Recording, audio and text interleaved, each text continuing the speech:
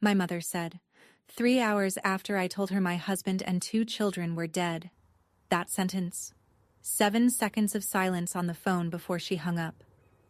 I stood in the hospital hallway, still wearing the scrubs I'd clocked in with that morning, and the world just stopped. My husband Jake, my daughter Lily, my son Noah, gone, and my mother chose a birthday cake over their caskets. But that phone call didn't break me, it freed me. Because 6 months later, one newspaper headline about what I did with the $5 million Jake secretly left behind sent my entire family into a panic they never recovered from. What my family doesn't know yet is that their absence at that funeral didn't just lose them a daughter, it lost them everything. Before I go on, please take a moment to like and subscribe, but only if you genuinely connect with this story. Drop a comment and let me know where you're watching from and what time it is there. I always love knowing who's listening. My name is Bianca Myers. I'm 34 years old, and I'm an ER nurse in Hartford, Connecticut. Now, let me take you back to a November evening, the night I lost everything and found out exactly who my family really was. Before that night, my life was small and good. Not flashy, not Instagram-worthy, just good. Jake and I lived in a 3-bedroom colonial off Route 4 in Farmington, about 20 minutes outside Hartford. He was a software engineer at a mid-sized tech firm in Glastonbury. I worked the night shift at Mercy General. We'd bought the house 2 years earlier with a modest down payment and a lot of optimism. Lily was 6. She had Jake's brown eyes and my stubbornness. Noah was 4. He carried a stuffed bear named Captain everywhere. The grocery store, the bathtub, church on Sundays. We met because Jake sliced his hand open helping a coworker move a desk. He walked into my ER at 2 a.m, bleeding through a dish towel, and asked me if the stitches would leave a cool scar. I told him no. He asked for my number anyway. That was Jake. Steady. Warm. The kind of man who remembered your coffee order after hearing it once. In the Ashford family, my birth family, I was the invisible one. The eldest daughter who never caused trouble, never asked for money, never needed rescuing. I paid my own way through nursing school. I planned my own wedding. A small ceremony at the courthouse because my parents said they didn't have the budget for anything bigger. They had the budget for Megan's Sweet 16 the same year. 70 guests. A DJ. Every holiday, I cooked. I cleaned. I bought the gifts. My mother Linda never once asked how my shifts were going or whether Lily had started kindergarten. Her calls always opened the same way. What are you bringing for dinner? Jake saw it before I did. One Thanksgiving, loading the car after I'd spent 9 hours in my mother's kitchen, he turned to me and said, "Your family treats you like the help, Bianca." I said what I always said. They're just like that. It's fine. It wasn't fine, but I didn't know that yet. And Jake, quiet, steady Jake, had already started planning for the day I'd finally figure it out. November 14th, a Tuesday. I was halfway through my shift when the charge nurse touched my shoulder. "Bianca, break room. Now." I knew that voice. I'd used it myself. The careful, controlled tone we reserved for delivering the worst news a person could hear. I followed her down the corridor. My legs already knew. 2 Connecticut state troopers stood inside. One held his hat against his chest. The other couldn't look at me. "Mrs. Myers, there's been an accident on Route 44. Jake had picked Lily and Noah up from swim lessons at the YMCA.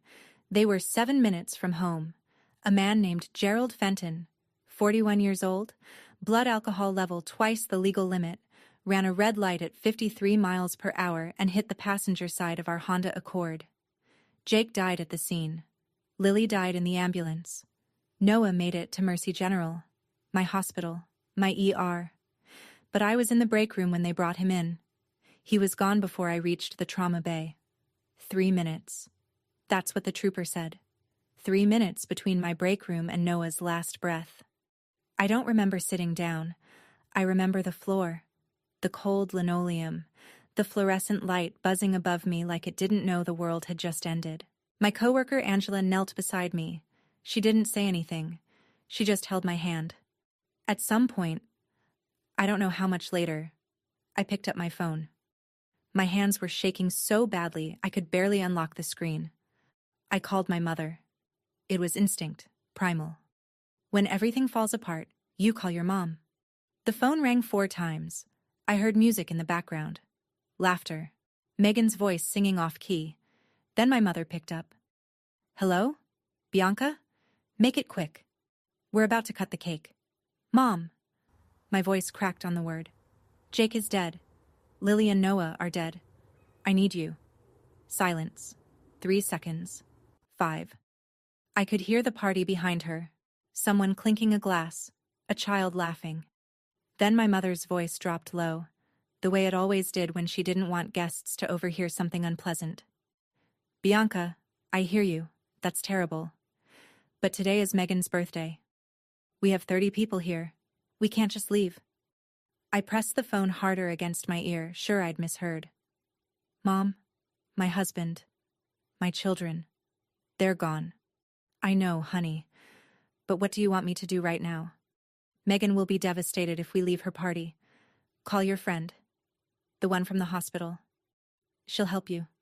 I'll call you tomorrow, okay? She hung up. 9:47 p.m. 3 minutes and 12 seconds. I know, because I stared at the call log for an hour afterward. I called my father next. Donald Ashford picked up on the second ring. I could hear him stepping outside. The creak of the screen door. Wind against the receiver. Dad, did Mom tell you? A pause. Then, yeah, kiddo. She mentioned it. We'll come see you next week. Hang in there. He hung up too. 1 call left. Megan. It went to voicemail. I left a message I don't remember recording. 2 hours later, she texted back. Mom told me. So sorry, call me TMRW. I sat on that hospital floor until my shift supervisor found me at midnight. 3 calls. 3 chances for my family to show up. 3 doors slammed shut. And that's the moment I understood something I'd spent 34 years pretending wasn't true. My family didn't forget me. They didn't get confused or overwhelmed. They looked at the worst night of my life, weighed it against a sheet cake and some balloons, and made their choice. The funeral was on a Saturday, November 18th. It rained. A cold, steady Connecticut rain that turned the cemetery grass into mud. Pastor Grace Bennett from Greenfield Community Church presided. She'd baptized both Lily and Noah. When I told her what happened, she drove to my house at 6 in the morning with coffee and a binder full of hymn options. She didn't ask about my family. She just said, "Tell me what they loved." Lily loved butterflies. Noah loved his bear captain. Jake loved Bruce Springsteen. So we played If I Should Fall Behind while the rain drummed against the tent canopy, and I stood in front of 3 caskets, 1 full-sized, 2 impossibly small, and tried to say goodbye to my entire world. My co-workers came. Angela, Denise, Marcus, Dr. Patel from the ER. They wore black scrubs under their coats because they'd come straight off shift. Tom Whitfield, Jake's college roommate, flew in from Boston on a red-eye. He stood beside me the whole service, holding an umbrella over my head even though his own shoulder was soaked. I put Captain inside Noah's casket. I clipped Lily's butterfly barrette onto her pillow. I touched Jake's hand one last time and whispered something I'll keep between us. Then I looked at the front row. The chairs reserved for family. Empty. All 4 of them. White folding chairs beating with rainwater. Not one Ashford. Pastor Grace followed my gaze.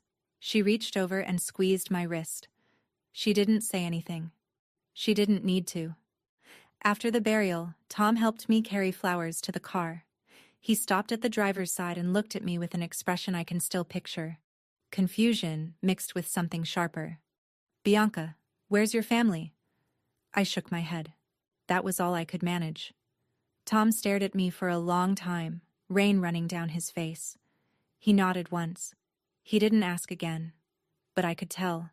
He was filing it away. Somewhere behind those journalist eyes, a clock had started ticking. 1 week after the funeral, my mother called. I almost didn't pick up. But 34 years of conditioning is hard to override in 7 days. My thumb hit the green button before my brain caught up. Bianca, Thanksgiving is next Thursday. Are you bringing the casserole? Megan wants the green bean one. I held the phone away from my ear and stared at it, like the screen might rearrange itself into something that made sense. 3 caskets, 7 days, and my mother was asking about casserole. Mom, I just buried my family. I know, honey. That's exactly why you need to be around people. Come for Thanksgiving. It'll be good for you. Sitting alone in that house isn't healthy. Her voice was warm, concerned, reasonable. If you'd overheard the conversation without context, you'd think she was a caring mother reaching out to her grieving daughter. That was the thing about Linda Ashford. She always sounded like the good guy. But I heard the machinery underneath. Come to Thanksgiving. Bring the casserole. Sit in the kitchen. Serve the family. Smile. Perform. And by dessert, the funeral would become an inconvenience that happened last month, filed away between Megan's dental bills and Dad's garage project. I can't do that, Mom. Don't be dramatic. We're your family. I hung up. No explanation, no argument. First time in my life. She called back 4 times. I let it ring. She left a voicemail. Bianca, this is ridiculous. You cannot just shut people out. Call me back. I stood in my kitchen, Jake's coffee mug still on the counter, Lily's drawing of a purple horse still on the fridge, Noah's booster seat still at the table. And I understood something with absolute clarity. If I went back to that Thanksgiving table, I would never leave it. I would spend the rest of my life serving people who couldn't be bothered to attend my children's funeral. That wasn't going to happen. Not anymore. I typed one message into the family group chat. No capitals, no exclamation points. Just, I need space. Please don't contact me. I'll reach out when I'm ready. Then I set the phone down and waited. Linda's response came in 90 seconds. This is unacceptable. You do not get to just disappear on this family. Donald, 2 minutes later. Your mother is very upset. Please call her. Megan, an hour later. Wow, okay. Guess I don't have a sister anymore. Cool. I blocked all 3 numbers. I muted the group chat. I sat on the edge of my bed in a house that still smelled like Jake's aftershave and let the silence settle around me like snow. The next morning, I called a therapist. Dr. Ellen Shaw had an office on Asylum Avenue, an unfortunate street name for a grief counselor, but she came highly recommended. Small room, 2 armchairs, a box of tissues on every surface. In our first session, she asked a question that knocked the wind out of me. When was the last time your family showed up for you? I opened my mouth, closed it, thought about birthdays, graduations, Lily's first steps, Noah's first word, thought about who was there and who wasn't. The answer sat in my chest like a stone. Silence. Dr. Shaw nodded. She didn't push. We'll start there, she said. I went back to work the following week. My colleagues covered for me without being asked. Angela swapped shifts. Marcus handled my charts. Dr. Patel assigned me to lower acuity cases until I found my footing. One night, a DUI victim came in.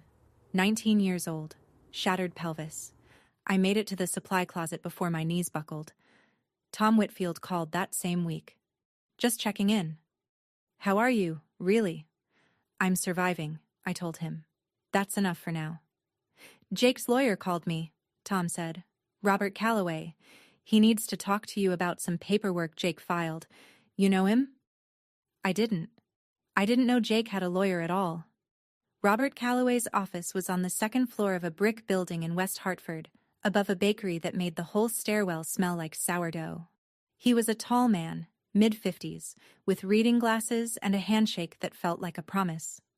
Jake and I went to Yukon together, he said, settling into his chair. We stayed in touch. He came to see me about 8 months before the accident. 8 months. That would have been March. Around the time Jake had started locking his home office door for an hour every Sunday evening, I'd assumed he was working. Robert slid a manila envelope across the desk. Jake purchased a term life insurance policy 8 months before the accident. $5 million. You are the sole beneficiary. He paused. Because the policy was less than 2 years old, the carrier did a routine investigation. It took about 4 months, but everything checked out. Jake was in perfect health when he applied. The accident was caused entirely by the other driver, and there was no question about the claim. The funds are ready for disbursement. I didn't move. The number didn't register at first. It was too large, too foreign, like hearing a word in a language I didn't speak. 5 million? He was making good money at the firm. Excellent health, non-smoker, 35 years old. The premiums were manageable. He set it up specifically because... Robert paused, choosing his words. He told me about your family situation, Bianca, not in detail. He just said, if something happens to me, she'll be alone. Her family won't help her. I need to know she's covered. There was a letter inside the envelope. Jake's handwriting. The left-handed scrawl I used to tease him about. I didn't read it in the office. That felt too public. But Robert told me the last line. He said Jake had asked him to, if I seemed hesitant. You always take care of everyone else. Let me take care of you this one last time. I pressed the envelope against my chest and cried. Not the hollow, shocked crying from the hospital floor. This was different. This was warm. This was the grief of being loved so completely by someone who knew, who always knew, that the people who should have protected me never would. Jake couldn't save himself, but he'd reached across death to save me. I didn't touch the money for weeks after it cleared. It sat in an escrow account while I stared at the ceiling every night, trying to figure out what a person does with $5 million that arrived because her family died. Spending it on myself felt wrong.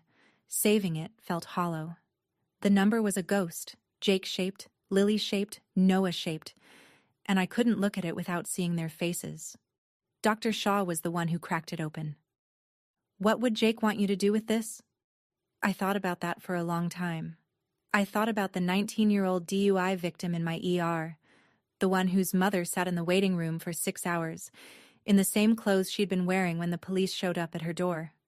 I thought about the nights after Jake's funeral when I couldn't sleep and Googled financial help for families of drunk driving victims and found almost nothing in Connecticut.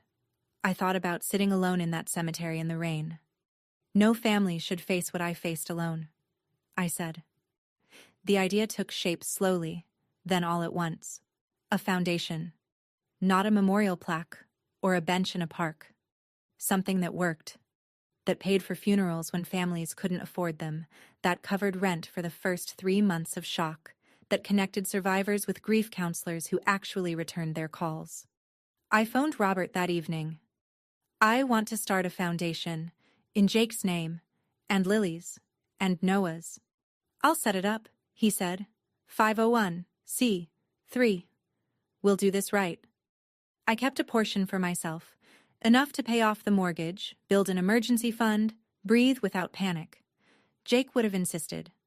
He was practical like that, and I was an ER nurse. I knew how to triage. What I didn't know was that this decision, quiet, private, made in a therapist's office on a Tuesday afternoon, would eventually land on the front page of a newspaper.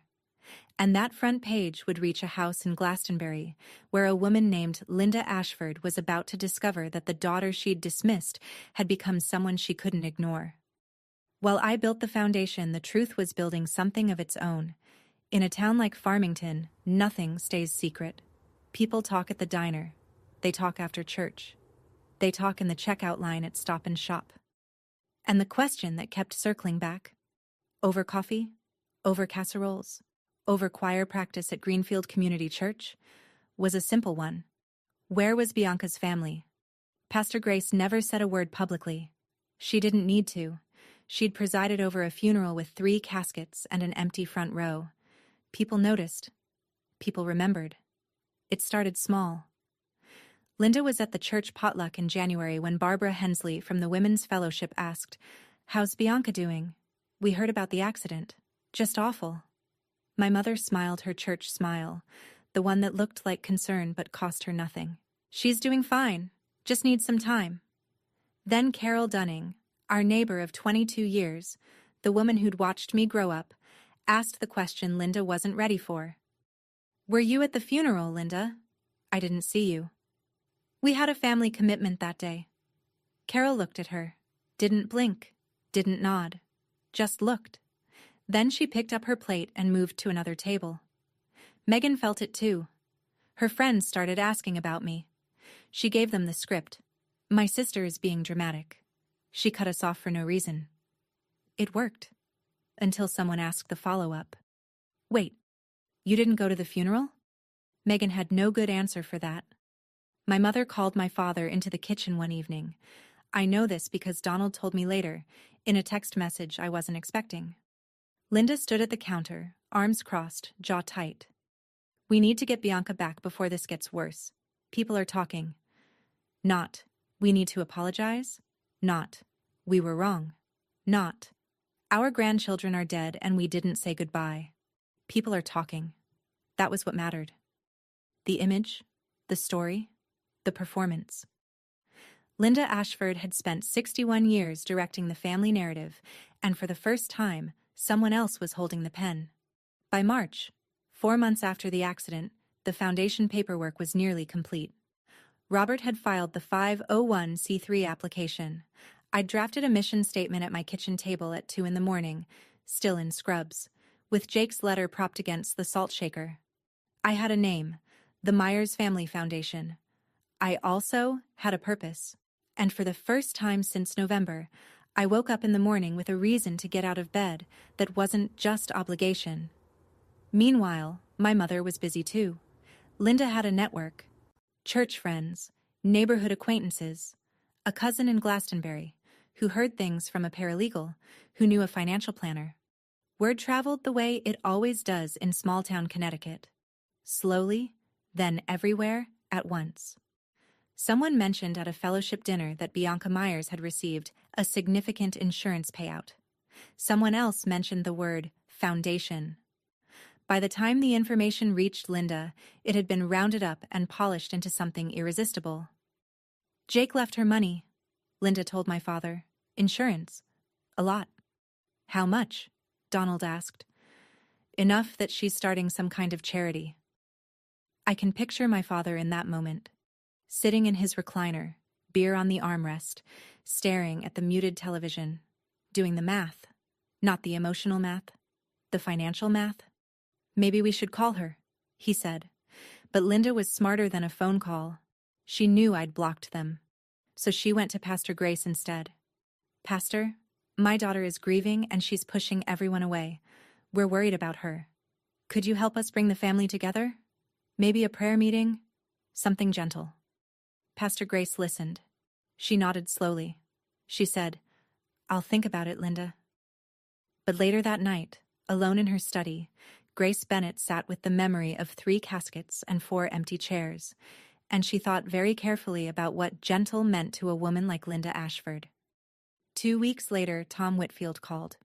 Bianca, I pitched a feature to my editor about DUI victim advocacy in Connecticut. I disclosed that Jake was a friend. She approved it on the condition that I focus on the systemic angle, not just your story. But your foundation is the centerpiece. DUI victim advocacy in Connecticut. What exists? What doesn't? Where the gaps are? Your foundation fits perfectly.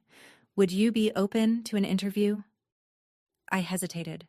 Publicity wasn't something I'd ever sought. I was a night shift ER nurse.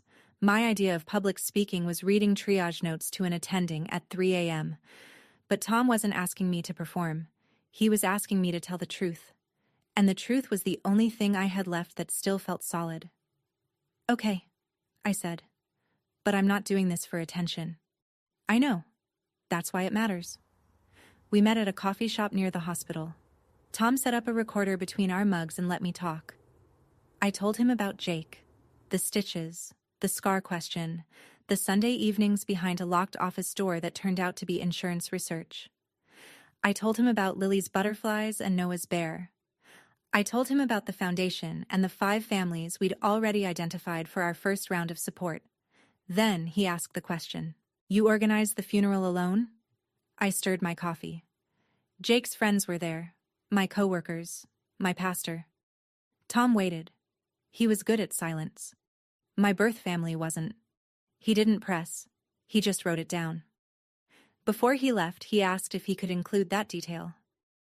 I thought about it for exactly 1 breath. You can say what's true. I won't ask you to hide anything, but I won't add drama either. At the same time, and I only learned this later, Linda was on the phone with Megan. Her voice had the brittle urgency of a woman watching a story slip through her fingers. We need to talk to Bianca before other people start telling our story for us. Megan snorted. What story? We didn't do anything wrong. Exactly, Linda said, and we need to make sure people know that. Tom told me the piece would take a few more weeks. He needed to interview other families and fact-check with Mad before the editors would run it. The Ashfords had no idea it was coming. Linda worked fast. Within a week, she had Pastor Grace cornered after Sunday service. Pastor, I've been praying about this. Could we do a small reconciliation meeting? Just family and a few close friends. Nothing formal. Just prayer and conversation. Pastor Grace agreed, reluctantly. But she set one condition. I will not pressure Bianca, Linda. This has to be her choice. Of course, my mother said. Of course. Then Linda went home and called every woman in her contact list. By Saturday, what was supposed to be a small family meeting had swelled to 20 people.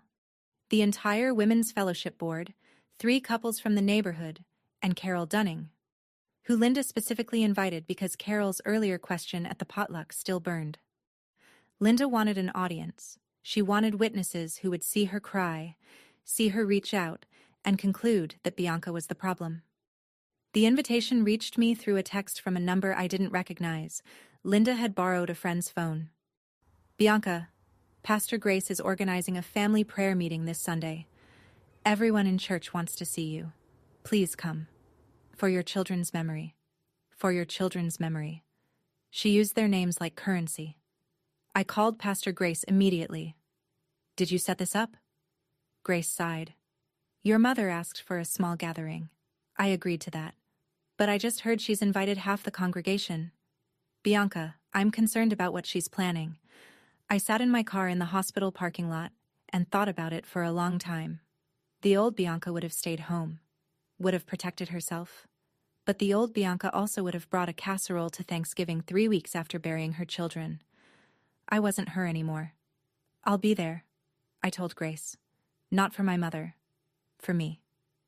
Grace was quiet for a moment. Then, I want you to know something.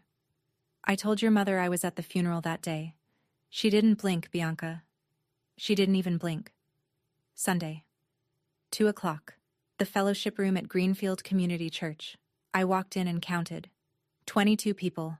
Chairs arranged in a loose semicircle. Coffee urn on a folding table. A plate of cookies someone had brought because in Connecticut, even ambushes come with baked goods. My mother sat in the front row. She wore her lavender church dress, the one she reserved for occasions when she wanted to look soft. Her eyes were already red. A white handkerchief rested on her lap, pre-positioned. My father sat beside her, shoulders squared, staring at a spot on the carpet. Megan stood near the back wall, arms crossed, jaw tight. She looked like she'd rather be anywhere else. Linda stood up the moment I took a seat. She didn't wait for Pastor Grace to open the meeting. Thank you all for being here. Her voice trembled beautifully. As many of you know, our family has been through a terrible time. My daughter Bianca lost her husband and children in a horrible accident. We've tried to be there for her, but she's pushed us away. She dabbed the handkerchief under one eye. We're heartbroken. All we want is our daughter back. Murmurs, nods, sympathetic glances aimed at Linda. She was good at this. The trembling chin, the measured pauses, the way she made grief look like something that was happening to her. Barbara Hensley leaned forward. Bianca, your mother loves you. Family is everything. I sat still, hands on my knees, watching. Then Megan, from the back of the room, added her voice. I've texted her so many times, she won't even answer. I lost a brother-in-law, and a niece and nephew too. You know. 22 heads turned to me. 22 faces waiting for me to apologize, to cry, to fold. I stood up. The room went quiet. May I speak? I didn't raise my voice. I didn't need to. My husband and 2 children died on November 14th. I called my mother from the hospital that night. She told me she couldn't come because it was Megan's birthday party. The room was already still, but now it hardened. Like the air itself had turned to glass. She said, "We can't just leave. We'll visit next week." Linda opened her mouth. "That's not—" "I have the call log, Mom. 9:47 p.m., 3 minutes and 12 seconds. She closed her mouth. "My father told me to hang in there. My sister texted me a crying emoji and said, 'Call me tomorrow.' Nobody came to the hospital. Nobody came the next day. Nobody came to the funeral." I looked at Pastor Grace. She met my eyes and nodded once. Pastor Grace was there, she can confirm. Grace's voice was steady. The family seats were empty. Someone in the second row inhaled sharply. Carol Dunning put her hand over her mouth. Barbara Hensley set her coffee down and didn't pick it up again. Linda's composure cracked. Just a fracture, but visible. "We had commitments. We couldn't just—" "Your commitment was a birthday party." I kept my voice level. "My commitment was burying my 6-year-old daughter." Nobody spoke. The cookies sat untouched. The coffee urn hissed softly in the corner. "I didn't come here to argue," I said. "I came because you asked. Now you've heard both sides." I walked out. I didn't slam the door. I closed it the way you close a chapter. Quietly, completely. In the parking lot, footsteps behind me. Megan. Out of breath. "Bianca, wait. That's not fair. You're making us look terrible." I unlocked my car. "I didn't make you look like anything, Megan. I told them what happened." She stood in the gravel lot with her arms at her sides, and for the first time she had nothing to say. I pulled out of the lot, and in my rearview mirror I could see her still standing there, smaller than I'd ever seen her. 3 weeks after the church meeting, Tom's article finally went live. He'd spent the extra time interviewing other DUI families and MAD representatives, turning what started as my story into something bigger. The headline sat at the top of the Hartford Courant's Sunday Features section. "After losing her family to a drunk driver, Hartford nurse turns grief into a mission." Tom wrote about Jake, the engineer who quietly planned for the worst because he'd watched a coworker's family fall apart after a sudden death. He wrote about Lily, who wanted to be a marine biologist, and Noah, who introduced Captain the Bear to every new person he met. He wrote about Bianca's mission, how she'd already personally helped 5 families affected by drunk driving accidents, covering funeral costs, rent, and counseling out of her own pocket, while the formal 501c3 application for the Myers Family Foundation worked its way through the IRS. The foundation wasn't yet official, but the work was already real. And in the 7th paragraph, 1 sentence. Myers organized the funeral with the help of coworkers and friends. Her birth family, she said, was unable to attend. That was it. No names, no accusations, no adjectives.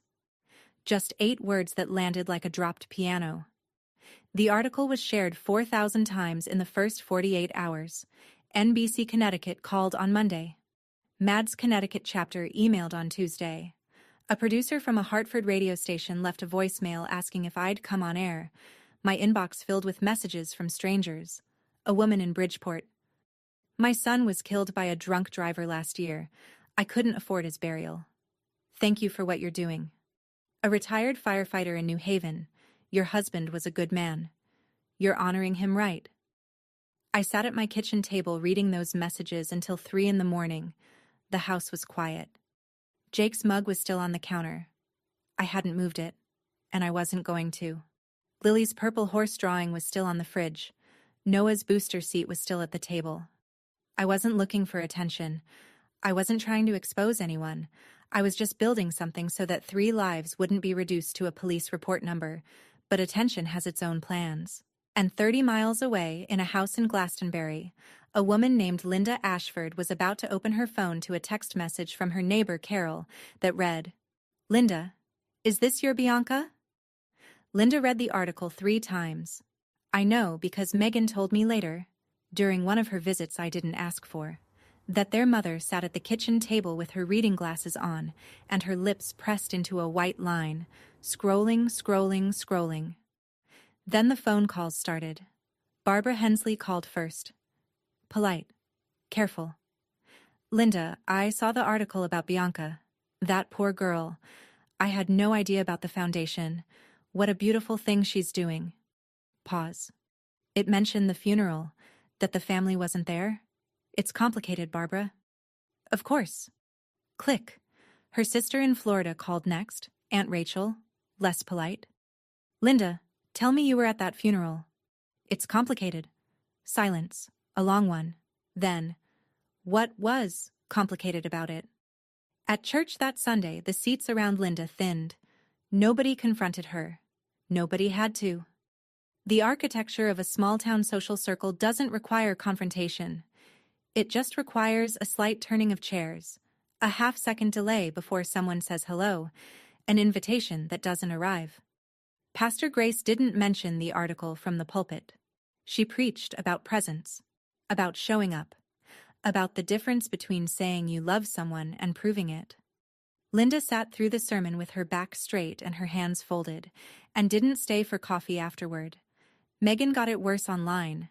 A mutual friend posted the article with a caption, "This is the kind of person the world needs." Someone commented, "Imagine choosing a birthday party over your niece and nephew's funeral." Megan's name wasn't in the article, but in a small town, it didn't need to be. She deactivated her Facebook by Wednesday. Donald retreated to the garage. He sat on a folding chair next to his workbench, drank Budweiser, and didn't talk to anyone. He didn't need the internet to know what he'd done. He'd always known. And then Linda left me a voicemail. Not from a borrowed phone this time, from her own number, as if daring me to pick up. Her voice was stripped of the church meeting tremble. Raw. Hard. "Bianca, that article is destroying us. You need to fix this. Call that reporter and tell him to take it down." No apology. No, "I'm sorry." Not even, "How are you?" Just, "Fix this." Megan showed up on a Thursday evening, unannounced. I was in the kitchen making pasta, one serving, the way I'd learned to cook now, when the doorbell camera buzzed. There she was on the screen. Puffy eyes, messy ponytail, clutching her purse strap like a lifeline. She looked the way she always looked when she wanted something, wounded and slightly rehearsed.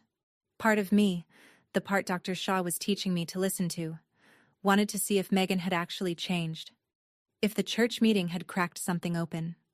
So I opened the door. "Can I come in?" she whispered. "Please." I let her in. I poured her a glass of water.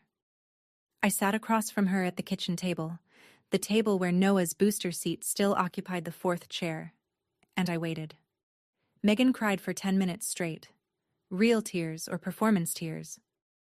With Megan, I'd stopped being able to tell. She wiped her face with her sleeve and launched in. "Bianca, I can't take this anymore. Everyone hates us. Mom won't stop crying. Dad won't talk to anyone. I miss you." She glanced at the fridge, at Lily's drawing. "I miss Lily and Noah." First time she said their names since the emoji text. "I know I wasn't there," she continued. "I know it was wrong. But you have to understand. Mom said we'd go the next week, and I listened to Mom. I always listen to Mom." I nodded. "I understand." She seemed to relax. The tears slowed. She smoothed her hair. And then, like a door swinging open to reveal the room behind it, the real conversation started. "So, Jake left you money, right? The article mentioned the foundation. 5 million? She tried to sound casual. She failed. "That's a lot to manage alone. I could help. Like, be on the board or something. I'm between jobs right now and..." I set my glass down. "Megan, you didn't come to their funeral. You didn't call me for 3 months. And the first real conversation we're having, you're asking about money." Her face flushed. "That's not what I think you should go." She stood, grabbed her purse. At the door, she turned back with the only weapon she'd ever known how to use. "Mom is going to be really upset about this." I closed the door, gently, the way you close something you don't intend to open again. I called Robert the next morning. My family is starting to come around, I said. Not because they're sorry, because they found out about the money. Robert was quiet for a moment. I could hear him setting down his pen. What do you need, Bianca? Protection, for the foundation and for myself. He walked me through it calmly, the way he did everything. The foundation was a separate legal entity, a 501c3 with its own board, its own accounts, its own governance. No family member had any claim to it. My personal inheritance from Jake's insurance was exactly that. Personal. Connecticut law was clear. Life insurance proceeds go to the named beneficiary. Period. No parent, sibling, or cousin has standing to contest it. But what about the pressure? I asked. The showing up? The voicemails? The guilt trips? We send a letter, Robert said. Cease and desist. Formal. Firm. It asks them to stop unsolicited contact, stop appearing at your home without invitation, and stop approaching foundation partners or associates. It's not a lawsuit. It's not legally binding either, but it puts them on notice. If they escalate, we'll have documentation for a restraining order. I thought about that word. Boundary.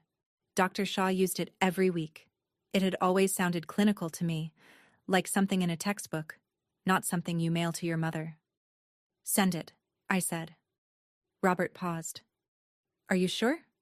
Once this letter goes out, the tone changes. I looked at the kitchen counter. Jake's mug.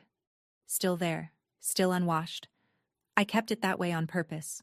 One small rebellion against a world that wanted me to move on faster than I could. Robert, the tone changed the night they chose a birthday party over 3 funerals. He sent the letter by certified mail the following Monday. 3 copies, 3 addresses. 3 members of a family that had spent my entire life treating my silence as permission. The silence was over. Linda called Robert's office 48 hours after the letter arrived. His receptionist later told me she could hear my mother's voice through the receiver from across the room. A cease and desist? From my own daughter? How dare you turn my child against her family? Robert took the call. He told me afterward that he kept his voice the same temperature the entire time. Room temperature. Steady. Professional. Mrs. Ashford, I represent Bianca's legal interests. The letter is clear. Please respect its terms. She's not thinking straight, Linda snapped. Grief has made her irrational. You and that insurance money are filling her head with, the terms are clear. Have a good day. He hung up. But Linda wasn't done. She never was. Within a week, she drafted a letter of her own. Handwritten on her good stationery, the cream-colored kind she used for church correspondence, and mailed copies to 6 members of the Women's Fellowship. In it, she described a daughter, lost to grief and bad counsel, a family torn apart by outside influences, and a mother who was desperately trying to reach her child before it's too late. She asked them to pray. She asked them to intervene. She asked them to see her as the victim. One of those copies reached Pastor Grace. Grace read it at her desk that evening. She told me later that she sat with it for a full hour, turning it over in her hands, feeling the weight of the paper and the weightlessness of the words. Then she picked up the phone. Linda, I've been patient, but I was at that funeral. I saw those empty seats. Her voice was quiet and absolutely final. I will not circulate this letter, and I think it's time you stop telling people a story that isn't true. Silence on the line, then a click. It was the first time in Linda Ashford's life that someone in her community had looked her in the eye, even through a phone line, and said, I don't believe you. Grace called me that same night. Bianca, I thought you should know. Your mother isn't stopping, but neither is the truth.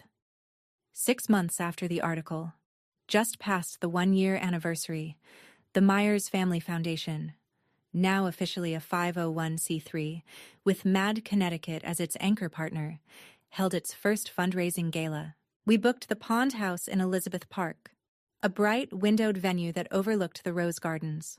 Not flashy, not corporate, just a room full of light and people who cared. 150 guests. My ER colleagues filled 2 tables. The MAD Connecticut chapter sent their regional director. Tom Whitfield was there with a photographer from the Current. Families we'd helped sat in the front row, including Maria Santos from Bridgeport, whose son's funeral we'd paid for when she couldn't afford more than a pine box. Robert Calloway handled logistics. Pastor Grace gave the invocation.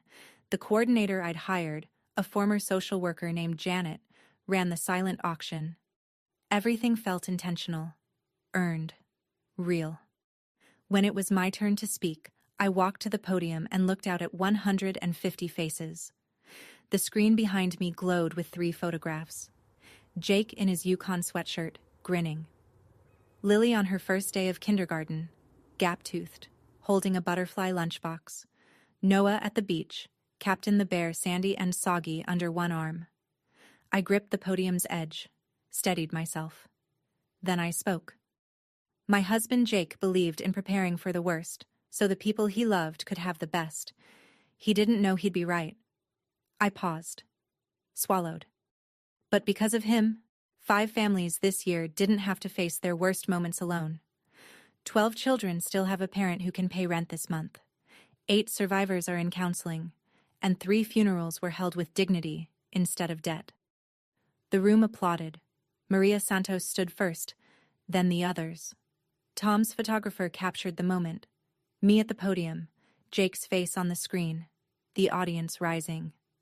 I didn't see them at first, but when the clapping faded and I stepped off the stage, I looked toward the back of the room, near the emergency exit half hidden behind a pillar. Linda and Megan, sitting in the last row, they hadn't been invited. Janet told me later they'd walked in during the dinner service when the check-in table was unmanned. She'd spotted them but didn't want to cause a scene mid-event. My mother stood near the coat rack in her Sunday lavender, the same dress from the church meeting. Her armor. She waited until the crowd around me thinned, until I was standing alone for a moment by the dessert table, holding a glass of water I hadn't sipped, and then she crossed the room. Bianca. Her voice was thick, practiced, eyes glistening under the event lighting. I'm so proud of you. 4 words I had waited 34 years to hear. And they arrived here, in front of a camera crew, surrounded by 150 witnesses, at an event she'd crashed. The timing told me everything the words didn't. Thank you for coming, I said. Polite, distant. The way you'd greet a colleague you barely knew. Linda flinched. Barely. Just a twitch at the corner of her mouth. But I saw it. Can we talk? She whispered. Somewhere private? There's nothing to discuss privately that wasn't already said publicly. I'm your mother, Bianca. I know. I held her gaze. That's what made it hurt. Megan appeared at Linda's elbow, breathless, as if she'd been gathering courage from across the room. Bianca, please. We're here. We showed up. I looked at my sister. She'd said those words like they should mean something, like physical presence erased everything. 6 months late, Megan. Before either of them could respond, Robert appeared at my side, calm, professional, perfectly timed. Bianca, the MADI representative would like a moment with you before she leaves. I nodded. Excuse me, I said, to no one in particular, to both of them at once, and walked away. I didn't look back. But Janet told me later what happened. Linda stood in the center of that bright, crowded room, holding an untouched glass of sparkling water, and nobody spoke to her. Nobody approached. Nobody offered a chair. Megan tugged at her sleeve, and the 2 of them slipped out through the emergency exit. For the first time in her life, Linda Ashford walked into a room and discovered she was the least important person in it. The fallout came quietly. No explosions, no shouting matches. Just the slow, methodical rearrangement of a small town's loyalties. Within 2 weeks of the gala, Linda received a call from the Greenfield Community Church office. The Women's Fellowship was restructuring its leadership committee. Her position as co-chair, a role she'd held for 12 years, the crown jewel of her social identity, was being rotated to fresh voices. They thanked her for her years of service. They wished her well. The subtext was deafening. Linda stopped attending Sunday services after that. The first Sunday she missed, nobody called to check on her. The second Sunday, someone mentioned it at coffee hour, and Barbara Hensley said, "She probably needs time." Nobody argued. Nobody disagreed. Nobody reached for the phone. The neighborhood shifted too. Carol Dunning organized the annual block party in June, a task Linda had claimed for 9 years running. The invitation list went out. The Ashford household wasn't on it. Megan lost her circle piece by piece. Old friends stopped texting back. A group chat she'd been in since high school went quiet whenever she posted. She started seeing a therapist in April. Whether out of genuine remorse or social survival, I honestly don't know. Maybe both. People are complicated, even the ones who hurt you. Then, on a Tuesday evening, my phone buzzed with a text from an unsaved number. I almost deleted it, but something made me read. I should have said something that night. I know that now. I'm sorry, kiddo. Not because of the article, because I was wrong. Dad. I read it twice, 3 times. Then I showed it to Dr. Shaw at our next session. "How does it feel?" she asked. I thought about it. Really thought. Like a door I don't need to open yet, but maybe someday. I saved the message. I didn't reply. Not yet. 1 year. November 14th again. A Tuesday. Just like the first one. Same gray Connecticut sky. Same damp chill that works its way under your collar and stays there. I drove to the cemetery before work. The graves were neat. I paid for maintenance, and I visited on the 1st and 15th of every month. But this day was different. This was the anniversary. The one everyone warns you about. I brought fresh flowers.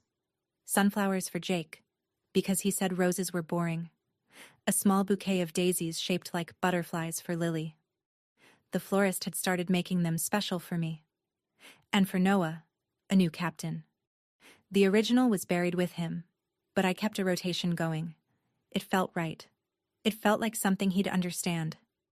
I sat on the grass between the 3 stones and talked to them the way I always did.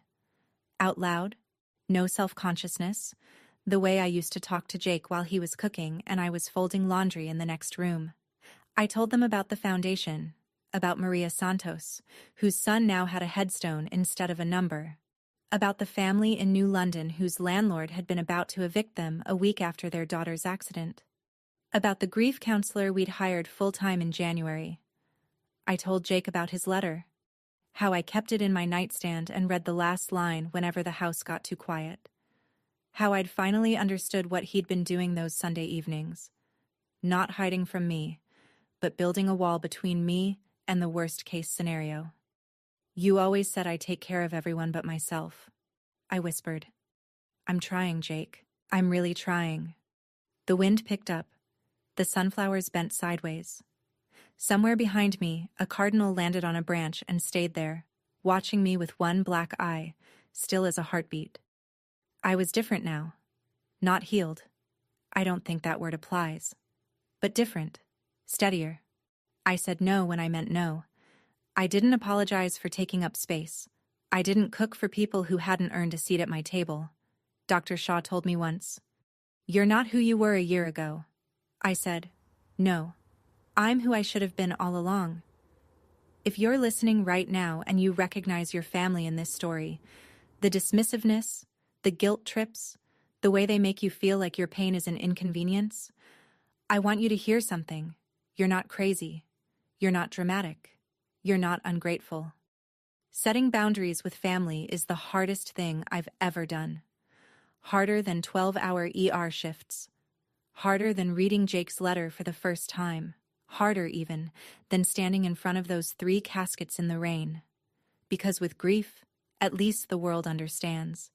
People bring you flowers. They lower their voices. They give you space. But when you set a boundary with family, half the world tells you you're wrong. She's still your mother. Blood is thicker than water. You'll regret this when she's gone. I've heard all of it.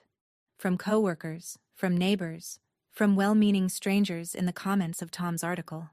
And I understand why people say those things. They're not bad people. They just haven't sat on a hospital floor at 10 o'clock at night, listening to birthday music through a phone speaker, 3 hours after the world ended. Here's what I learned. The thing nobody told me, and I had to figure out alone. The people who love you will show up. Not with excuses, not with conditions, not next week. They'll show up. Jake showed up.